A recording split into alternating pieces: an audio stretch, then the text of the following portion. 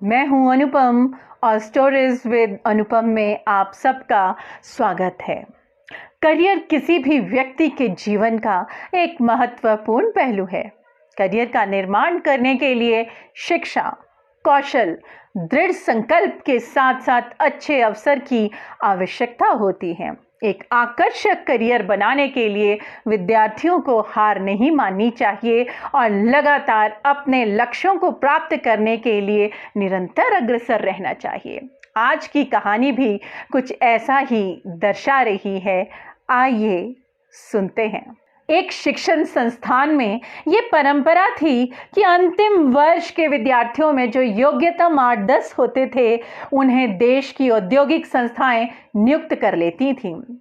उस साल भी वही हुआ। पहले 9 लड़के अच्छी नौकरियां पाकर चले गए, लेकिन उनके बीच का एक लड़का जो चुने गए साथियों से किसी भी तरह कम नहीं था, वह रह गया, क्योंकि वह बहुत ही परिश्रमी व होनहार था। उसकी सेवा से संस्थान को लाभ भी होता, इसलिए संस्थान द्वारा उसे अस्थायी तौर पर कुछ भत्ता देकर उसी शिक्षण संस्थान में काम पर लगा लिया गया। फिर भी अपने साथियों की तुलना में उसकी ये नियुक्ति आर्थिक दृष्टि से बड़ी मामूली थी, लेकिन वह निराश नहीं हुआ। पूरी निष्ठा एवं लगन से वहीं पर कार्य करने लगा। ये स्थिति अधिक दिन तक नहीं रही।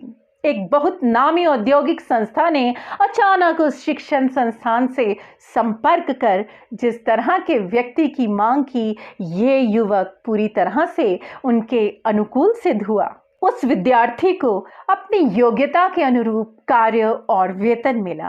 बात इतनी ही नहीं थी, बल्कि उसकी नियुक्ति अपने साथियों की तुलना में बहुत ऊंची भी थी। आर्थिक और सामाजिक प्रतिष्ठा दोनों ही दृष्टि से वह उन सब से श्रेष्ठ हो गया।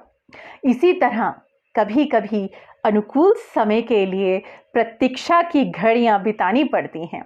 अक्सर इसे लोग भाग्य का दोष मान बैठते हैं, निराश एवं उदास हो जाते हैं, अपने कर्म छोड़ देते हैं। जीवन एक संघर्ष है। ऐसे कठिन समय में थोड़ा धैर्य रखना चाहिए एवं पूर्ण आत्मविश्वास से अपना कर्म करते रहना चाहिए। अरमानों के लिए पंख ही काफ़ी नहीं है। अरमानों के लिए पंख ही काफ़ी नहीं है, हौसले भी अड़िग चाहिए ऊंची उड़ानों के लिए, ऊंची उड़ानों के लिए। मैं फिर मिलूंगी एक अन्य कहानी के साथ। आपकी अनुपम।